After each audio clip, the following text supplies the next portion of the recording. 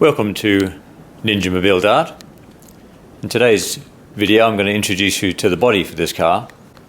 Now here's an original standard dart, and the reason this whole project started is that a couple of mates of mine have these things, and they've got a little two-cylinder, two-stroke, 25 horsepower engine hanging out the back. And every time I see them I just say, it needs a Hayabusa motor, mate. It needs 180 horsepower and do the job properly. So eventually when a body mould became available, I found myself in a position where I was required to build a car. So the dart body's there. It's quite a pretty little thing, nicely proportioned and nice and tiny, nice petite thing. And it's a nice shape. It's just let down by the fact that it's sitting up on top of those 10-inch wheels.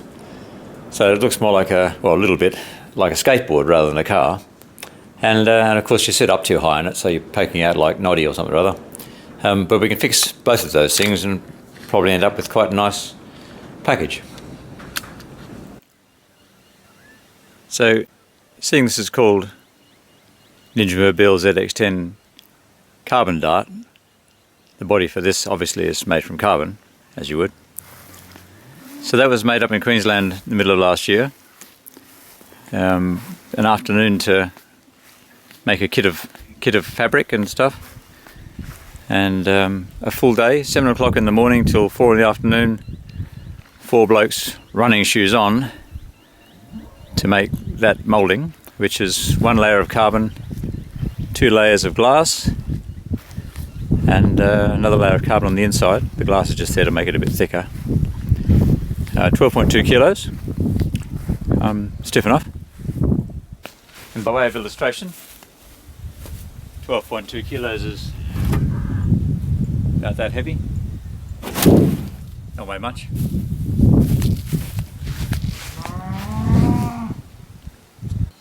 You've seen the standard dart sitting on its little 10-inch wheels. Well, there's my body with the Ninja Mobile wheel sitting in front of it. And the reason for doing that is twofold. It's to see how good it looks, which is obviously quite nice, I reckon. Anyway, subjective. The front wheel is actually moved back quite away from the original wheel arch, because if you move it straight up it'll come out through the headlight. And the rear wheel as well, you can see the front of the original wheel arch there. That's because we haven't got an engine sitting in the back, so it doesn't need all that rear overhang, and it's only, even like that, it's still only 1.9 metre wheelbase. And also to mark out where the original cut for the wheel arches need to be, so we can sit the body on top of the chassis. Should be right.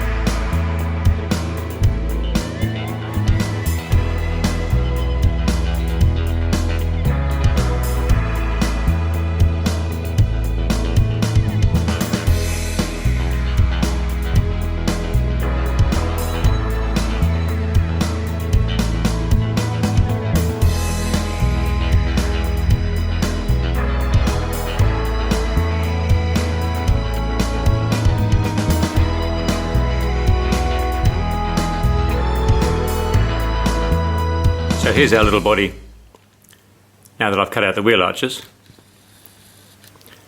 front and rear, and it's sitting on the car chassis at the right height of 50mm front and 70mm rear. And I mean, it looks pretty cool. It's tiny, but when you see it with the body, it all starts to make sense. And so the next thing to do, obviously sitting there, I think that's the right place for the body, but it's got no suspension travel available because the body's sitting on the tyres. So I need to cut another 40mm out for some suspension travel, but I'll just let it sit there for now while I make some bodywork brackets to hold the body there, and cut the arches out a bit further and see where we go from there. Now that we know where the body goes, we've been able to make the bodywork mounts. One at the front like so, and one at the rear like so. And in case you're wondering how you make that nice curve in there, I'll show you. So here's our little shrinking machine. It's fairly simple. It's got two pairs of jaws, and as they squeeze together and clamp the metal, they squeeze together that way as well and shrink it. There's a little bit of 10mm folded up steel angle, and you just work your way along, gently or aggressively, or however you want to do it, and hey presto, curved bit of angle. And the nice thing about this machine, whenever I use it I feel good about it, because there's no other real way of doing that, so it really gets you out of a hole.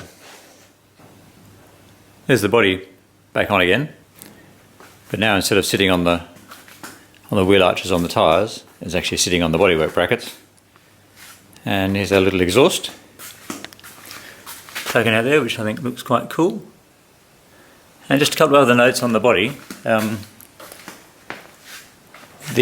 was wet layup and made with epoxy resin, and the total cost of the material to make the body was about $1,200.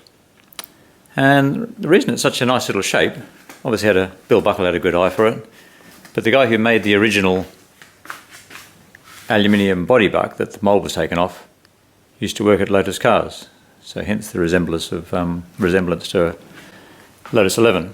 And just to prove that it's sitting on its body mounts, it now rolls back and forwards up the workshop. Job done. And just while we're here, that's what you might call the boot lid, although on a Dart it's called an engine cover, because the engine lid's in there, but no engine in this one, so on this car I would call it a final drive access panel.